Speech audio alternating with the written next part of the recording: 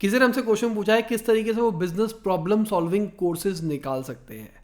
तो पहली चीज़ तो मैं पूछना चाहूँगा कि ये जो एक आपको प्रॉब्लम आ रही है, ये भी एक प्रॉब्लम है।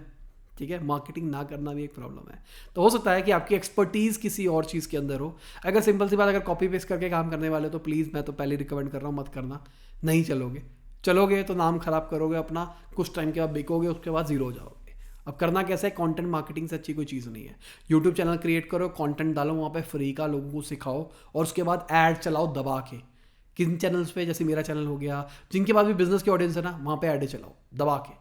वहाँ पे लोगों को दिखाओ, जैसे आप देखते होगे मेरे चैनल के ऊपर भी कुछ स्पेसिफिक लोगों की बार बार ऐड आती है। उनको पता है मेरे पास ये वाली ऑडियंस बैठी है, दिखाओ ऐड, ब्रांडिंग करो अपनी, दिखाए जाओ दिखाए जाओ दिखाए जाओ। लोग एक बार तो आपके चैनल पे आएंगे ना, कल को यूट्यूब तो कभी ना कभी आपको उस बंदे की वीडियो रिकमेंड करेगा ना, जैसे करेगा आपको देखा देखा सा लग रहा है, देखो क्लिक करके देखते हैं। कंटेंट अच्छा होना चाहिए पहली चीज़, कंटेंट अच्छा लगा वो आपको कंटेंट देखेगा, काम हो गया।